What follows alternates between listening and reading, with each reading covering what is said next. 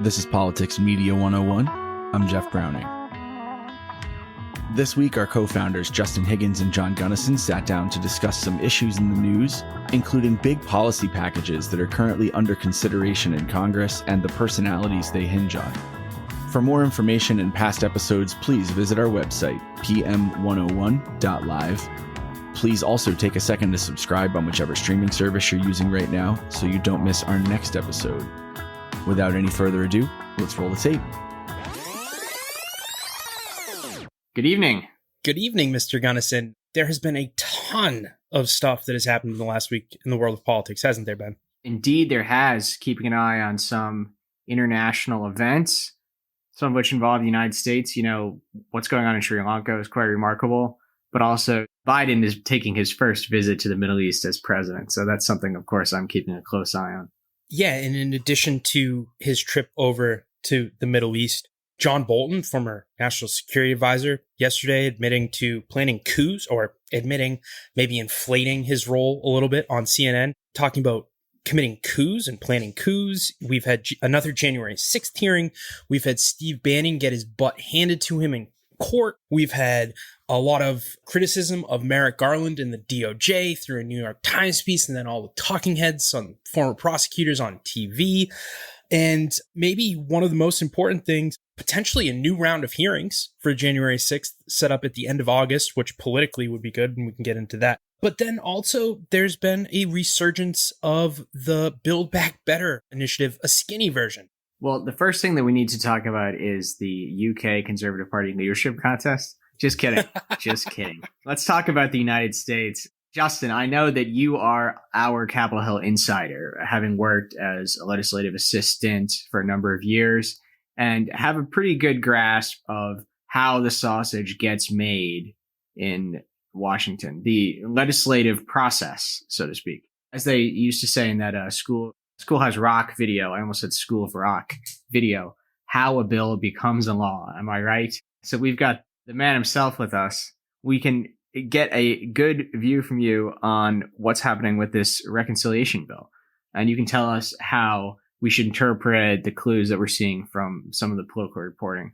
Yeah, and I really want to underscore this. There's been thousands, probably tens of thousands of legislative assistants now. Yeah, sure, I learned a little bit working for a backbencher doing that, but I really did learn the most from the unique position of being a political appointee for the governor of Puerto Rico during Hurricane Maria, when the Republicans controlled the White House, the Republicans controlled the Senate, and also the House, because there's also been a lot of committee staff and they have more influence than the legislative assistants. But in that process, I got to work hand in glove with both Mitch McConnell's Senate appropriators, the Democratic Patrick Leahy's Senate appropriators, and then the Democratic and Republican House appropriators to really see how this all is done. It gave me a unique view that most LAs don't get. And while I'm divorced from Capitol Hill right now, I can at least understand the process a little bit and the political machinations that's getting into it. So Build Back Better was prescribed dead because of Joe Manchin, because of inflation. However, recently it's begun to pick up a little bit more steam. And more specifically, there's been rumors that there potentially could be some climate change, tax reform, and prescription drug negotiations that ultimately come into one plan and are passed. Now, all of this depends on Joe Manchin again. And any formula for passing a bill will need to have 50% of that money that is being saved go to deficit reduction to deal with inflation. This is Joe Manchin's words, folks. He thinks that deficit reduction will deal with inflation. So let's quickly outline what we know has happened. There's been a tentative deal on prescription drug price negotiations, which the CBO scored, I think, 2 days ago, and it's come out that it will save over 10 years, $287 billion. So I don't want to bore everybody with the details, but this is the part of the bill that is potentially locked in and could, if everything else falls apart, go through it alone. What would this do? What would it mean? It means that the U.S. would now have power to negotiate how much they're going to pay for select drugs for Medicare beneficiaries. This is huge. This is the first time in history that the U.S. government will be putting price controls on pharmaceutical companies and preventing any type of runaway spending. Again, it's said to save potentially $287 billion on 10 years. This would be the first step in getting our healthcare costs under control. It would be used as precedent for the lowering of drug prices across the board, and it would obviously set as the foundation for future legislation. In addition, this bill has the closing of a very important loophole. It's called the HHS Secretary loophole, which basically means that without this provision of the bill, if a Republican administration came in, they were cozy with the pharmaceutical companies, they didn't like drug price negotiations from Medicare, then the secretary could basically make it so that the HHS doesn't actually negotiate that vigorously to bring down prices. This legislation cuts that out. And then the final thing is, starting in 2023, it will cap seniors' drug costs under Medicare at $2,000 each year. Right now, it could be $10,000, $100,000 theoretically. And then finally, there'll be some premiums to help seniors with their premium and copay costs. So that's the overarching prescription drug plan that'll save close to $300 billion. And John, that's pretty much agreed upon. So, Justin, let me ask you a legislative process question. Who are the people who are actually doing the physical and technical drafting of these bills? I'm curious how many of them might be JDs. In the recent Supreme Court term, we had this ruling, West Virginia versus EPA, that said that a lot of the administrative powers that Congress had delegated to executive agencies were not clear enough in the way that they had been written. They weren't explicit enough about which powers they had given. And thus, these administrative agencies had a lot less discretion legally than they had previously before this decision. I'm thinking about how, in a bill like the one we're describing, that might give the HHS more powers to put price controls on prescription drugs, if the drafters of this bill are going to have to do it with this EPA versus West Virginia decision in mind. So who are the sorts of people that are actually writing the bill, and how qualified are they to handle those kinds of legal landmines? So each bill and each committee that has jurisdiction will operate things a little bit differently, but generally speaking, and I think this is what we're seeing here, is you'll have the leadership staff. So it's really going to be Leader Schumer, and then you could say Leader Manchin. They're sitting down and they're negotiating top line bullets. Their staff, and they have lawyers on staff, will work with committee staff to get the legislation drafted.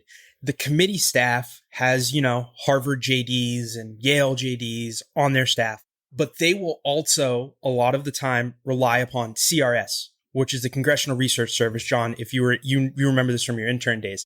What happens is, depending on how big the bill is and how short of a time window they have to write it, CRS will be leaned on more heavily, and the review process of every single line won't be necessarily as thorough as possible. Obviously, members never pretty much read all of these bills. But at the end of the day, yes, lawyers will be reviewing this. They will be interpreting the legalese to Senator Manchin and Senator Schumer. And from there, the bulk of the drafting will be done through this nonpartisan research service, which is just stock full of lawyers. To your point, though, there are mistakes made when you have a 10,000, 5,000 page bill and you have a week for people to review it. Things get through the cracks. And the way this stuff is written, I'm sure you know, it's really arcane, legal, esoteric. So it takes a long time for somebody who isn't a lawyer, who isn't versed in the specific law that is being written, to actually understand this stuff. Yeah, it's interesting because the common imagination of what a Capitol Hill staffer is, it tends to be young person, 30 years or younger, bachelor's degree educated, underpaid, under-resourced, understaffed. And we think about how it's Congress's job to write these pieces of legislation that affect all of us in the most powerful, wealthiest country in the world. It really is quite a bit of responsibility. But I suppose from what you're describing, the committee staff is a completely different world than the members' staff. The sorts of people that you see depicted on Veep.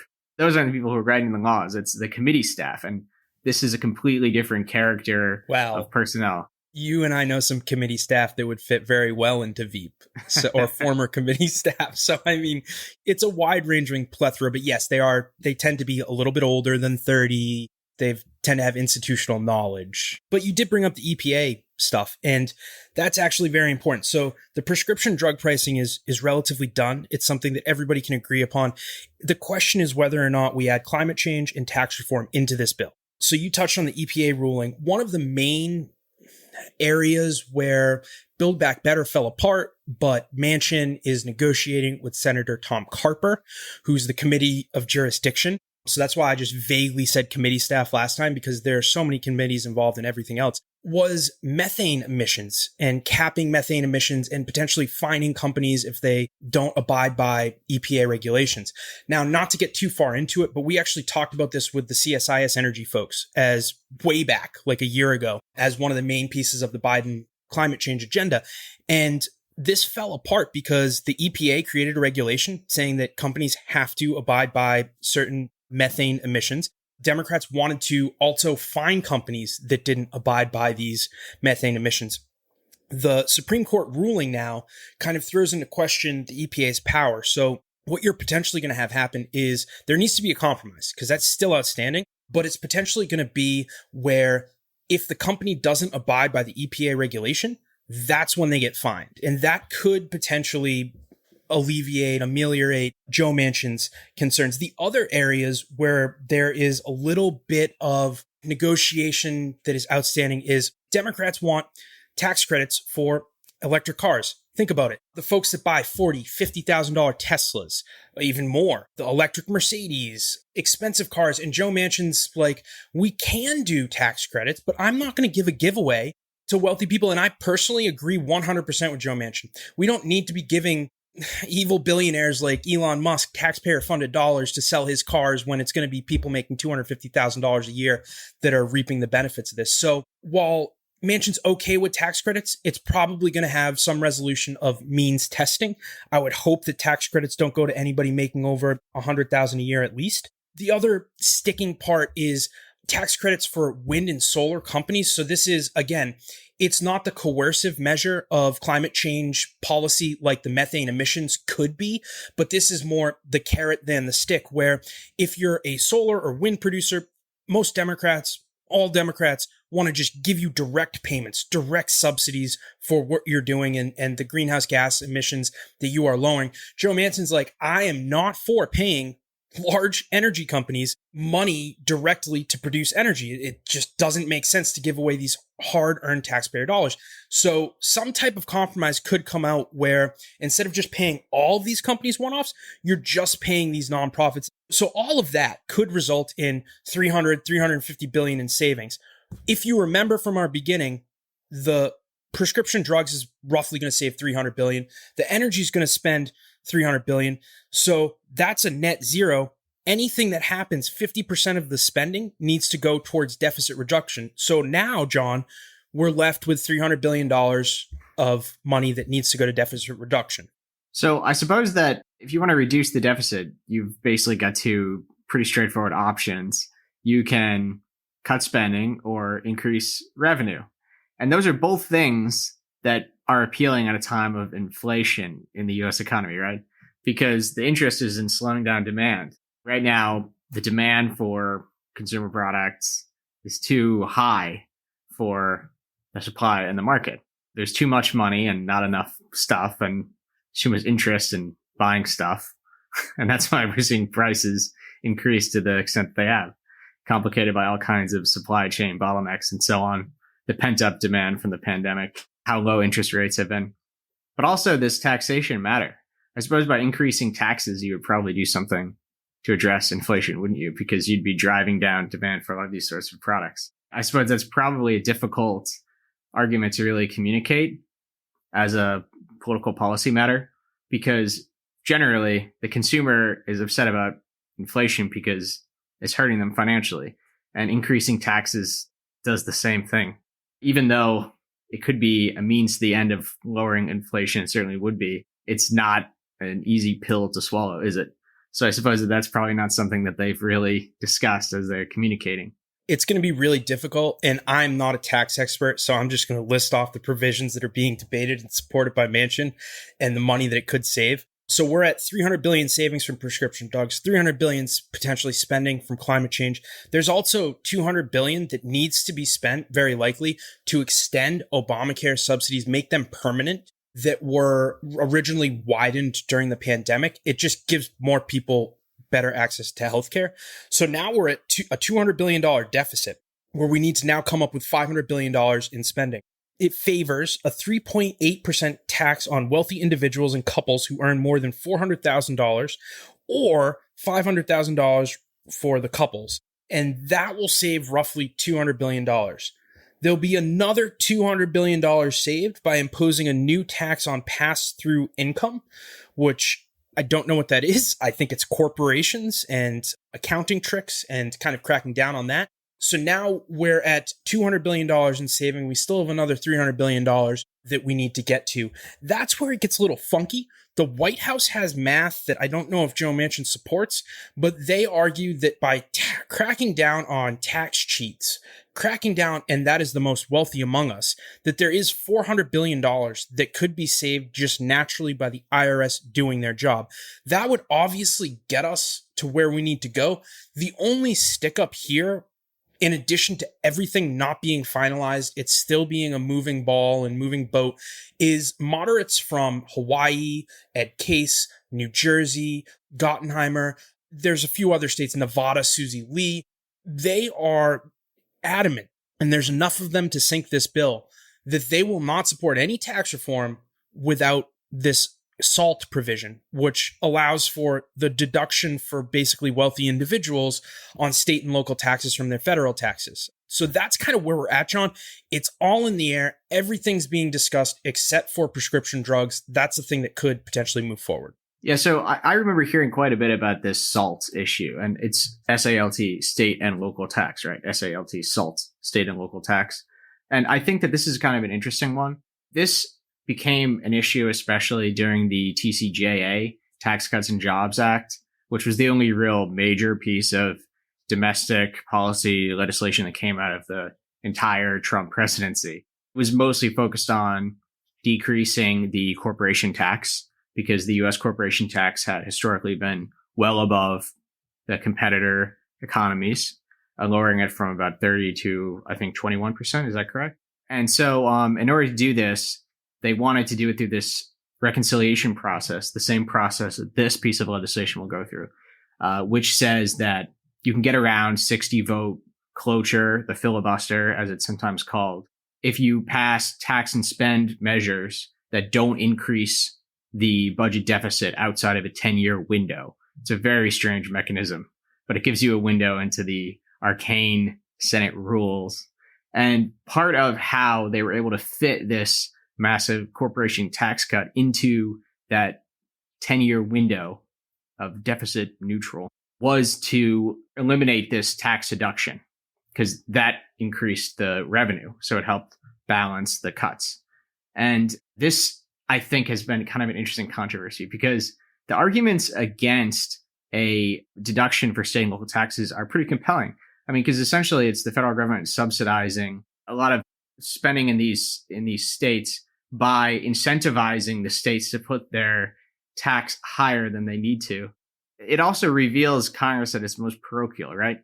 You mentioned that the group of members that are protesting the elimination of the SALT deduction are generally members from these high tax states. And it's perfectly sensible. It makes sense. I mean, they're advocating the interests of their constituents, which are very clearly to maintain the SALT deduction. But it does reveal that so often the positions that these members will take on these matters of national importance are so clearly driven by the rather narrow economic interests of their constituents. I mean, that's how the system is designed, but it can sometimes get in the way of sensible policymaking at a national scale, can it? It can, and many viewed the Trump tax cuts as a direct attack on Democrats, because most of these states are blue states. And I don't want to be cynical. So, by the way, Trump tax cuts 35% down to 21% for corporate. Okay, yeah, I misspoke. I said 30, yeah. I don't want to be cynical here, but I'm going to be a little cynical here. The members that are discussing this, like Gottenheimer, Lee, Mickey Sherrill, those three, they're well-off individuals. They're in states that are impacted. All their friends are impacted, and then they're likely to lose their seat in Congress. So the question really is, how much of this is helping their constituents and how much of this is maybe helping themselves, maybe doing something for when they go to their dinner parties. They get slapped on the back. Ha ha, nice job, Josh Gottenheimer, from all his millionaire friends. And, when he tries to get a board seat on a pharmaceutical company or something. So that's the question. I think there's probably a way forward. If there isn't a way forward, then Manchin will just say, screw you, we're going to do the pharmaceutical stuff, because he just doesn't like to play these games. Last thing I'll say, playing games. There's a bipartisan USICA bill, which is basically a China Competition Act, and it is bipartisan support. A version has passed the Senate with both Republican and Democrat support. A version has passed the House. Now they're conferencing. So to ultimately get something passed, what needs to happen is the Senate has like 4 or 8 members. The House has 4 or 8 members.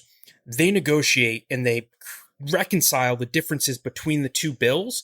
They ultimately create something that they can both agree on, and then they both pass those bills again. What is happening right now is Mitch McConnell, just like the progressives did with the infrastructure bill, they held the infrastructure bill hostage, saying you need to vote on Build Back Better. Mitch McConnell is saying, if you pass this prescription drug, green energy, and tax reform bill, or any version thereof, we're not going to pass this China Competition Act, which has wide bipartisan support.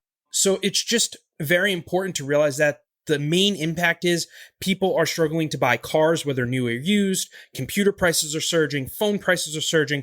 In this bill, while doing a lot of other things, sanctions on China for cybersecurity issues, $190 billion of investment to enhance our advanced manufacturing and supply chains. It also has $54 billion that'll go directly to U.S. chip manufacturers for semiconductors. So it's a really important thing. All the companies want it passed, from Apple to Intel to car companies, and McConnell's kind of holding it hostage. I think what could theoretically happen is Nancy Pelosi could say, screw you, we're going to go with Joe Manchin, Schumer, we're going to pass this Build Back Better skinny. I'm just going to take the little Senate version of that bill that passed. I'm going to pass it through the House.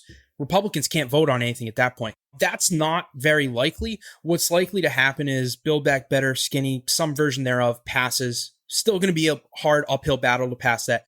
And then Republicans probably maybe fold on their bluff, because this is something that's popular for them and potentially good for the country. So, John, I know we got deep into the legislative maneuverings, these summaries of these bills that people probably aren't hearing about in the news, but our show is meat and potatoes, and we kind of leave the dessert for later on. I think that that's a good type of legislative overview. Now we can get into some of the more fun stuff, maybe.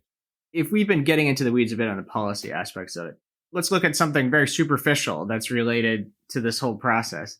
And that's, what are they going to call the bill? It's gone through a few different names. At certain points, they were just calling it our reconciliation bill, which isn't a very useful way to communicate, to message the benefits or detriments of this law. Then they went into Build Back Better. But at this point, that terminology is mostly associated with the lumbering legislative process around this project. And it's also substantially changed since then, as you've described. So maybe that name won't be suitable anymore. Have you got an idea for what we're actually going to call this law when it happens, if and when? So it's the Endless Frontiers Act was like very, very abstract. Like, what the hell is this? Like you're saying, this one, USICA, it's United States Innovation and Competition Act. That's what it's going to be named. That's what they're doubling down on. Oh, sorry. I'm referring to the reconciliation, Build Back Better. What are we going to call that one now? That's a very good question. Build Back Better. What a stupid name. That actually comes from the international UN playbook of building back better after disasters. And then Puerto Rico, when I was working for them, we created a $94 billion request from Congress after Hurricane Maria hit. We called it the Build Back Better plan. So it's not like this, it's a really lame name from unimaginative communications people that Biden has clearly surrounded himself with. I didn't even mention that Dr. Jill Biden apologized for potentially coming off as prejudiced for her taco remarks. I don't know what they're going to call it, John. the Mansion Back Better bill. I don't know.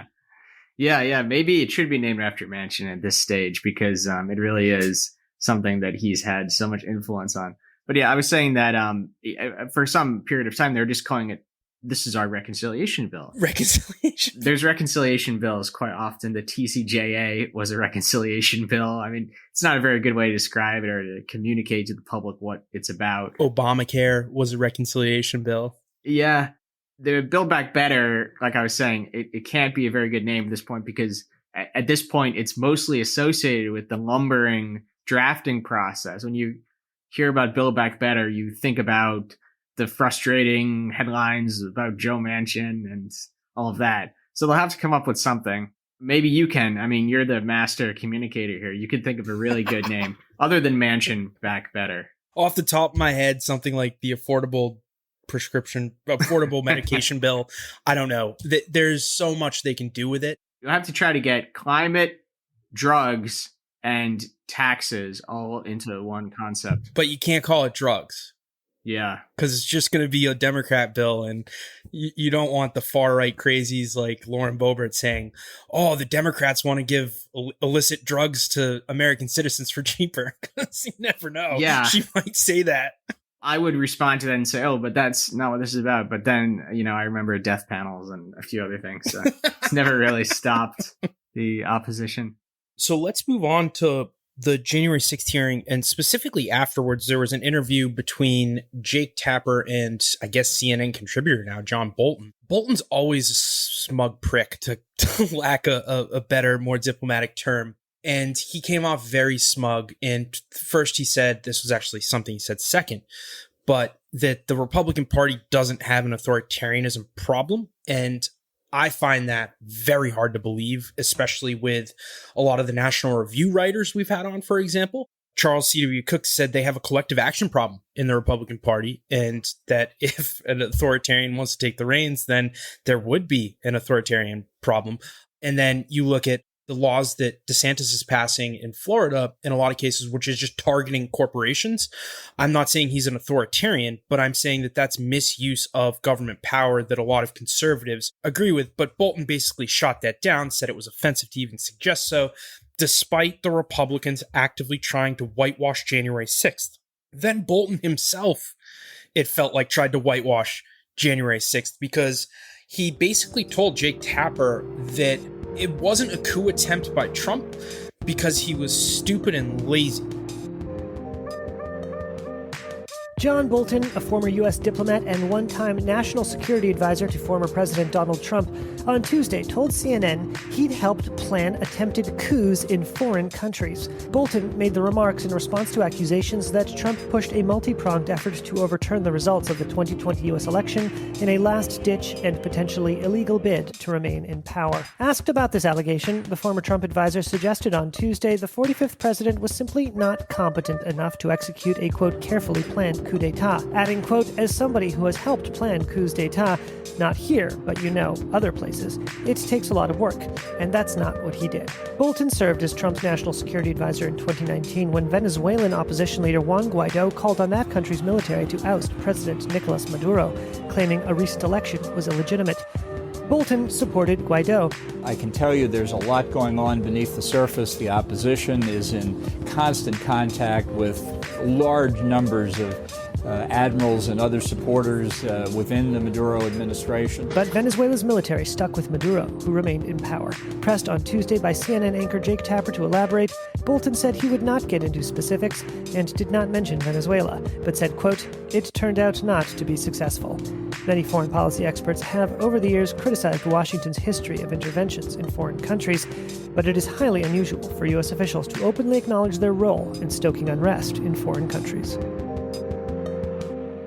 So I want to start there, John. Can you get into maybe delineating between a failed coup and a successful coup? A coup when you have power and a coup when you're a band of outsiders trying to gain power? Are there any differences there, distinctions, or just do you have to be smart to attempt a coup? About the difference between being in power and being out of power when you're trying to seize power illegitimately or grasp onto power illegitimately is one of terminology. There's another term that's used if you're the incumbent when you're trying to do this. but it's not, I don't even know the word at the top of my head. It's a more esoteric term. It's got an autoglope or something like that.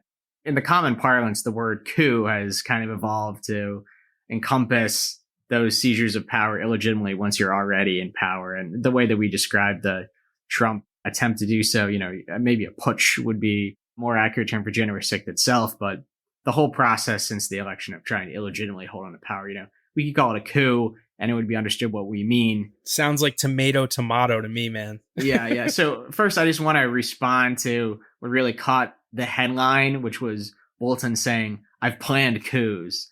I was going to save that for next. Okay. All right. Well, let's just address that one quickly. I think that this was a bit of self-mythologizing from John Bolton. When he was asked what he was talking about, he used the example of Venezuela.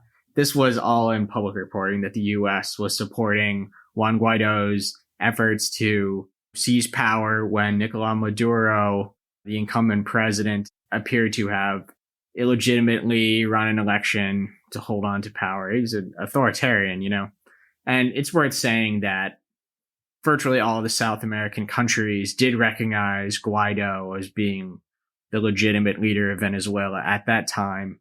The attempt by Guaido to actually become the de facto leader of Venezuela failed, but I think it was widely known that the U.S. was supporting that effort. To characterize that as a coup planning from John Bolton, I'm not really sure. So you're not buying that John Bolton was standing at the whiteboard and drawing up the plans and picking out the names and picking out the arms to send and the levers to pull, and he has his big mustache with his white science coat on, and he's like, "We're going to plan a coup today, Mr. Gunnison." A little bit of horse shit in there. There is a photo of John Bolton that I remember seeing at the time in front of a map of Latin America, and it was countries colored in blue if they supported Guaido as the legitimate leader, and countries colored in red if they supported Maduro as the legitimate leader. So, yes, it was with whiteboards. That sounds like diplomacy to me.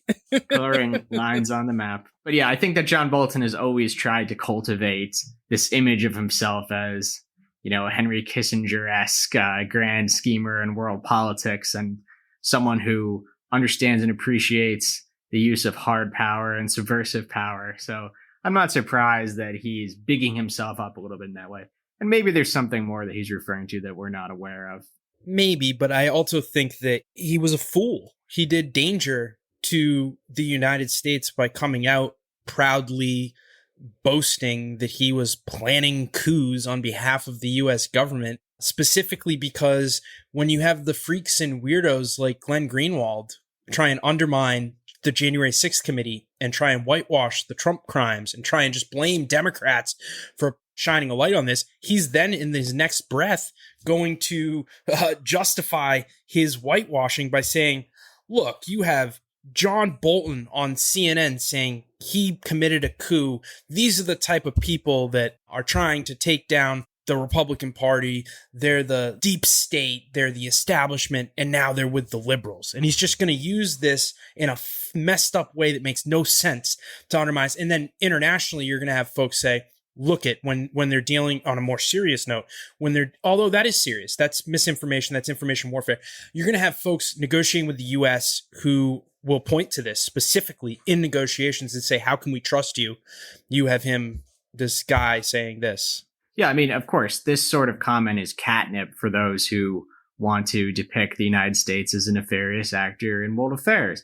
And, there are examples that are perfectly legitimate, well-documented examples of the United States participating in the overthrow or attempted overthrow of governments, in Panama and Haiti and so on, in Iraq, famously. So certainly there are examples of this. And what Bolton makes this kind of casual, offhanded, smiling reference to overthrowing governments abroad, it's very easy for countries that hope to pick the United States negatively and criticize the United States to look at this as evidence for the prosecution, so to speak. It is funny how these sorts of comments can be built up to be something a bit larger and more serious when they're said in an unserious context, in an unserious way. And the example that comes to mind for me is when Donald Trump, as a candidate, said that Obama created ISIS. And really what he was saying to any international listener was the United States government created ISIS. And so Hassan Nasrallah, who is the head of the Lebanese organization Hezbollah, seized on this very easily and said, look, a major politician in the United States is admitting that the United States was behind Daesh. Hezbollah, who are fighting against Daesh, who are a Shia group in Lebanon, who have always, been able to use Sunni extremists as, an enemy of theirs. They're involved in fighting against Daesh, and they're saying, look, it's the U.S. that created this organization. These terrorists are backed by the U.S. A major American politician admitted it. When Trump said that, he said it without really much thought, without really much of a theory of the case. It was just an offhanded, almost joke, but it can be used as propaganda. He said it, and my job at the RNC was to create facts to support it. Literally, I had to create research and, take it out of context and blast it out to reporters. Your job in that sense was quite similar to Hassan Nasrallah's, wasn't it? I wouldn't go. Yeah, well, it sounds similar from the way you're describing it. Trying to create evidence to support the claim the United States had created Daesh. The other aspect of what Bolton said I did want to respond to. Before you do that, John Bolton just went on, about 7 hours ago, went on the esteemed TV channel Newsmax, and he doubled down, saying that he wasn't going to get into specifics, but he thinks that there are a lot of snowflakes out there that don't understand what you need to do to protect the United States. So he really did double down. Well, I suppose he knows his audiences very well, because with Jake Tapper and CNN, he was able to drop a seed of curiosity. And then with Newsmax, he uses the term snowflake. So he's very good at getting publicity. Yeah, he's very well practiced in the media. That was how Trump noticed him and made him the national security advisor, was seeing him as a pundit on Fox. But he hated that mustache. I did see speculation. You mentioned the Haiti coup, that Bolton could have been more so referring about that, but I don't want to get into it. Let's just move on. No, what I mentioned Haiti, I was not talking about, just to be very clear, I was not talking about current recent events. I was talking about prior decades. I want to respond to the other aspect of what Bolton said, which was that you have to be brilliant to do a coup. And I thought that this was ridiculous. And I've talked about this before on this program. Justin has heard me talk about this a lot. But I think that this is just such a misunderstanding of threats to national security. And it's disappointing that someone who is a national security advisor and a widely sought after commentator in national security would talk this way. Because the characterization, the understanding in the popular imagination of threats as being more acute or only acute when they're planned by intelligent people is really wrong, and also helps build up the myth of autocracy and the glamour or appeal of autocracy in a way that's actually itself quite dangerous. There is a stereotype, an archetype in the popular imagination that autocrats are brilliant and efficient, that they're great managers. And this helps create the mystique around autocracy. The reality is the opposite. Autocrats are usually lacking government know-how, policy expertise, and they're also usually very inefficiently run and managed, partly because of all of the endemic corruption in those sorts of regimes or those sorts of approaches to government. When you've got a kleptocracy, a corrupt state, you are not managing public services in a capable, efficient way at all. It's quite the opposite. That's why living in an autocracy is so bad. So I think that building up the idea of the autocrat as being by definition brilliant is quite dangerous. The other thing I want to say is that, like I said, really already in a variation, it's not true. And I think that really has to be emphasized. So if someone like Bolton is in a position where they need to evaluate national security threats, they shouldn't believe that these threats only come from intelligent people. I mean, that's just a misunderstanding of danger. You have to be brilliant to maintain a country and to build a country. You do not have to be brilliant to destroy one. In fact, destruction is almost inevitable when you're not brilliant. It's a natural byproduct of the absence of brilliance. And to execute the overthrow or destruction of a regime, does not take Machiavellian engineering. Look at what is going on right now in Sri Lanka, where huge groups of protesters stormed the presidential palace and took down the entire government of that country. I mean, in response to incredible record of mismanagement. But this was relatively, apparently, spontaneous mass protest event. Ordinary people jumping over the fence, storming the presidential palace. I mean, if you look at the videos of what's going on, would you say that all these people involved, they had to be geniuses? You know what I mean? I mean, you can look at so many of these examples, including the ones that are happening right now on the news today. And you can see how passion and fervor, spontaneity, anger, these are the sorts of things that can lead to these events. Just like what we saw on January 6th, really.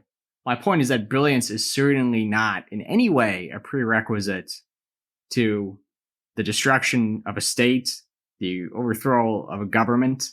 And looking at examples of this occurring again and again, you'll see that. Yeah, I think it was just an arrogant, narcissistic comment where Jake Tapper pushed back on Bolton, and instead of actually arguing the point from a logical position of reasoning, he fell back on his personal experience to buttress his argument, which everybody knows. You don't do that to win an argument. Only an asshole says, yeah, well, I've worked in Congress, so I know what I'm talking about, how to pass legislation. That doesn't win an argument. That's not reasoning.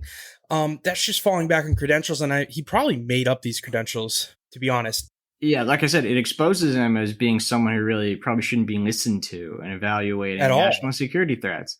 I mean, John, people knew this about John Bolton, though, right? I mean, this is, again, as we're reevaluating Vladimir Putin in the wake of the full-scale invasion of Ukraine, we again have to question the myth of the genius autocrat. I mean, Putin was an excellent example of how this image had cemented in the popular imagination. I mean, Putin was always depicted in the media as being someone who was always one step ahead of the West.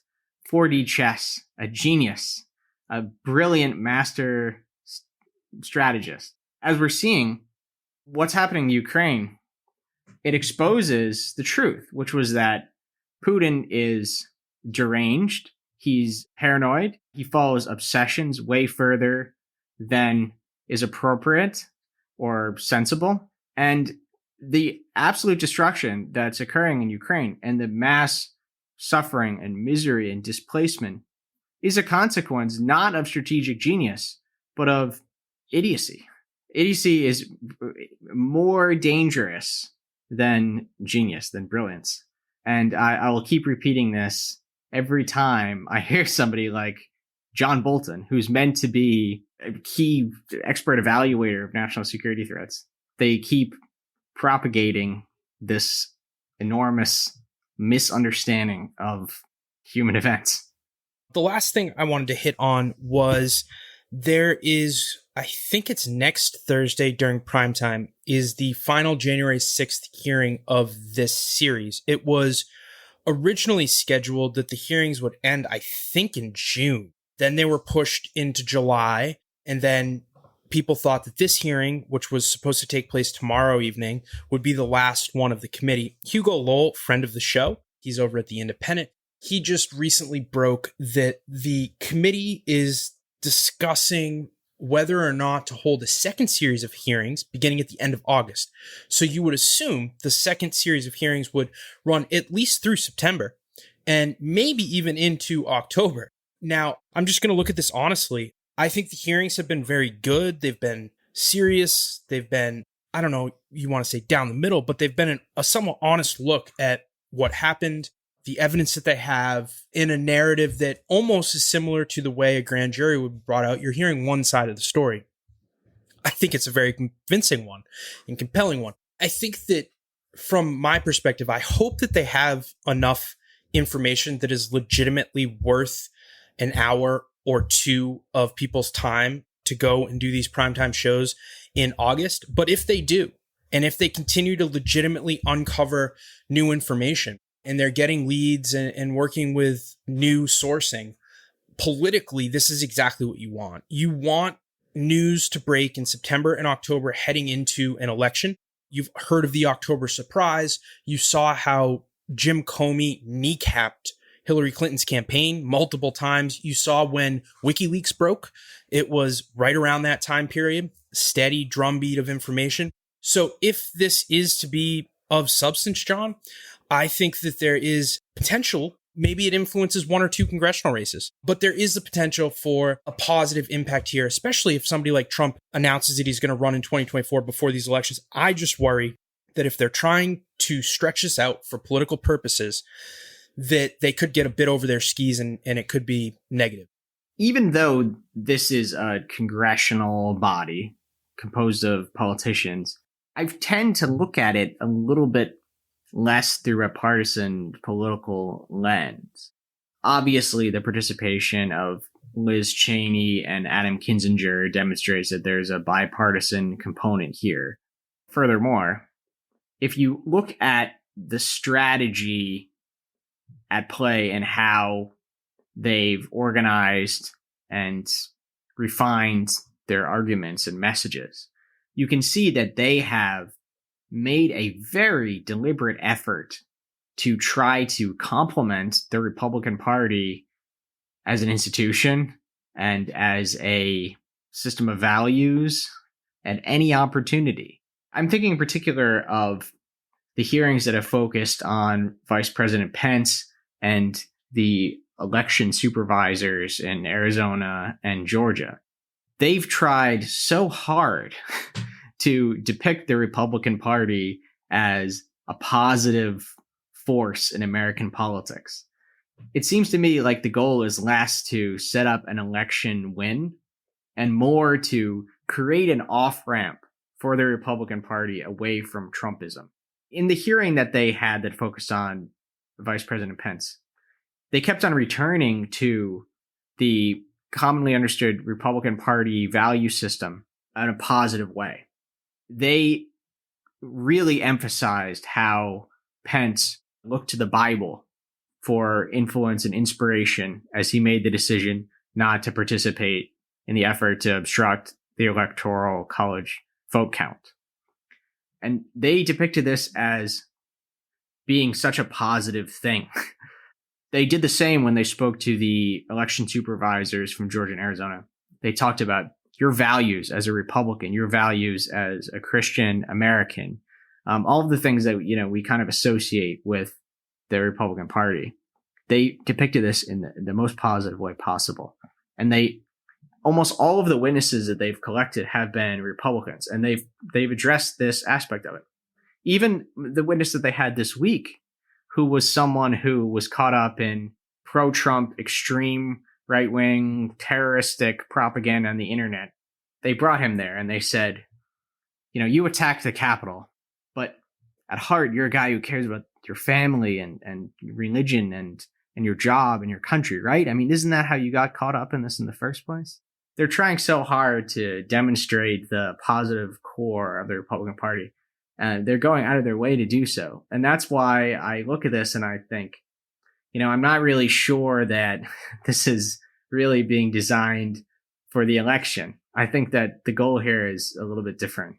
I agree with how the committee has been handled up until this point. That is exactly what I was trying to highlight. If they don't legitimately have information that they are continuing to uncover in these potential August hearings, late August, September, potentially into October, they will run the risk of, whether it's true or not, looking partisan. And people like me who are cynical but believe in the work of the committee would be more likely to view the work at the end there as partisan and then kind of reevaluate everything with a critical eye. Again, I think a lot has been brought forward that is important. I think they've done it in a way that has been upholding traditional Republican values. But you have to also realize you have one member, Kinzinger, who thank God we haven't seen much of, but he's been redistricted out. And then you have another member, Liz Cheney, who's going to likely lose to Harriet Hegman, who's just crazy. Let me say something actually very quickly then about that timeline factor. So yes, the hearings are creeping closer to the election, but the reason for that is because partly they're expecting that the Democrats will lose control of the House. So the hearings will have to stop Yes. because the Republicans will be in the majority. There will be no more committee. So they are trying to fit everything in before the elections. So in that sense, it is election influence, but not necessarily because the hearings are being designed to influence the elections. The opposite on the cause and effect flow chart here. It's the other way around. It's just a happy coincidence, you're saying. No, it's not a coincidence. What I mean is that, yes, the timing of the elections are influencing this because they expect that the elections will end the hearing. So they have to fit them in before. I completely get that. You would think if they knew they had enough information, they would just announce a new series of hearings. Right now, they are debating whether or not to do an additional round of hearings, and the political person that I am, the cynical bastard that I am, I'm looking at this. It times up perfectly with the elections. They could do these hearings through August if they really were concerned, and they thought that by holding these hearings, they could get more information and potentially extend it into September. Just for them to say that they're thinking about it, they might do it at the end of August and coincidentally might roll it into October. That sounds just a little bit too good to be true because it's perfect timing for maximizing any potential political impact it could have on any race. I'm not saying that's what's happening, but I'm also not a partisan Democrat that's going to sit here and carry the water for the Democrats in the committee, even though I wholeheartedly agree with their work. I'm just saying they better not step over their skis and F it up because they've done great so far. Yeah, I mean, the committee is being run by people and by politicians, two categories of beings People that are prone to make mistakes. So there will be mistakes made. You talk about getting over your skis. I mean, I'm sure that the committee were disappointed that there was so much focus on this anecdote about Trump grabbing the steering wheel, and that swallowed so many of the headlines when, although it was probably true. Probably was true. It was an unfortunate that everyone was going Kevin Costner and JFK with the Zapruder film instead of talking about how Trump had tried to encourage armed, violent people to attend his rally, knowing he was going to send them on the Capitol, and tried to remove security apparatuses that would prevent these armed people from attending. That should have been the headline out of that hearing instead of the thing about the steering wheel. But so maybe that's an example already of how the committee haven't been perfect. Overall, it's been quite impressive. They've been advised by a television producer, I think, someone who understands the medium, understands the format. They've benefited from having the ability to select the most important edited clips from the depositions instead of playing a full witness examination the way that we had to do during the first impeachment of Donald Trump. Exactly. And I was going to say that this committee, it's been said on TV, it's the most organized and professional approach, largely void of partisan politics that we've seen. And I think it's much more impressive than that first impeachment even that we saw, because the second one was rushed and they didn't really have all that information. But I think that this committee to this point has been a resounding success. So we'll just have to see what happens next Thursday and if there actually is going to be more hearings. That concludes today's conversation. For more information or past episodes, please visit our website, pm101.live. Please also take a second to subscribe on whichever streaming service you're using right now so you don't miss our next episode. This has been Politics and Media 101.